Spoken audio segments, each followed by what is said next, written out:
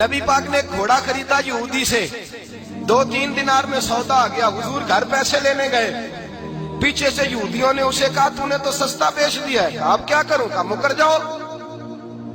حضور پیسے لے کے آئے تو مکر گیا۔ میرے کریم رسول نے فرمایا پیسے لو، گھوڑا دو، عقیدہ دیکھو، حسن دیکھو۔ دیکھو یہ وہ عقیدہ ہے جو مدینے میں بیٹھ کے لوگوں کا عقیدہ تھا، جو حضور کے سامنے عقیدہ تھا۔ کہا یا رسول اللہ صلی اللہ علیہ وسلم، 2 کے برابر گواہی۔ حضور نے گھوڑا خریدا، پیسے لینے گئے، واپس آئے، یہودی سے کہا، کہنے لگا میں نہیں دیتا، میں نے تو بیچا ہی نہیں۔ کہا تو نے بیچا ہے؟ میں نے خریدا۔ کہنے لگا کوئی نہیں، میں نے بیچا ہی نہیں، بندہ بھی کوئی نہیں تھا، یا حضور تھے یا وہ یہودی تھا۔ بات جب آگے بڑھی تو وہ یہودی لوگ کٹھے ہو گئے، یہودی بھی آ گئے، عیسائی بھی آ گئے، مسلمان بھی آ گئے۔ وہ یہودی حضور علیہ السلام سے کہنے لگا اگر آپ کی شریعت میں اس طرح کا کچھ جھگڑا ہو جائے تو حال کیا ہے؟ چلیں آپ بتا دیں۔ بات کی سمجھ آ رہی ہے میرے دوستو؟ ذرا بتائیں حال کیا ہے؟ تو حضور نے فرمایا گواہ دیے جاتے ہیں۔ اب پتہ کیا کہتا ہے؟ ایک بندہ بھی کہہ دے کہ میں نے گھوڑا بیچا ہے، آپ نے خریدا تو میں دے دوں۔ چلو کہہ دے کوئی، اب کوئی تھا ہی نہیں تو کہے کیسے؟ وہاں تھا ہی کوئی نہیں۔ حضرت ابو خزیمہ قد چھوٹا تھا، پیچھے کھڑے تھے۔ جب کہا نہ کوئی ایک کہہ دے تو دونوں ہاتھ کھڑے کر دیے، کہنے لگے حضور میں گواہی دیتا ہوں آپ نے خریدا ہے۔ حضور میں گواہی نہیں سمجھ آئی بات کی؟ موجود نہیں تھے، گواہی دے دی۔ حضور میں گواہی دیتا ہوں۔ اب اس کی بات مکمل ہو گئی، جو اس نے ڈیمانڈ کی تھی پوری ہو گئی۔ سیاستہ کی روایت ہے، حضور نے پیسے دیے، گھوڑا لیا، حضرت بلال کو کہا گھر لے جا۔ اب رنگ دیکھے ذرا میرے نبی کا، ذرا انداز دیکھیں۔ حضور نے نا حضرت ابو خزیمہ کے گلے میں ہاتھ ڈالا، لوگ چلے گئے، حضور رہ گئے، ابو خزیمہ گلے میں ہاتھ ہے اور حضور ساتھ ساتھ چل رہے ہیں۔ فرمایا خزیمہ تو تھا ہی نہیں، تو نے گواہی کیسے دے دی؟ ذرا جلوہ دیکھنا، رنگ دیکھنا۔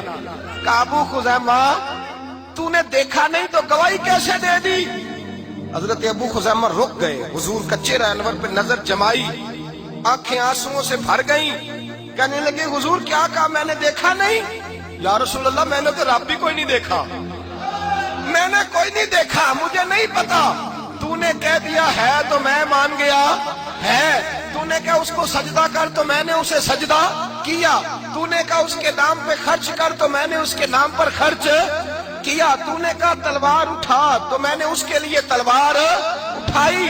محبوبہ میں تو اتنی بڑی شے تیرے کہنے پہ مان گیا ہوں، تو گھوڑا تو شے ہی کوئی نہیں۔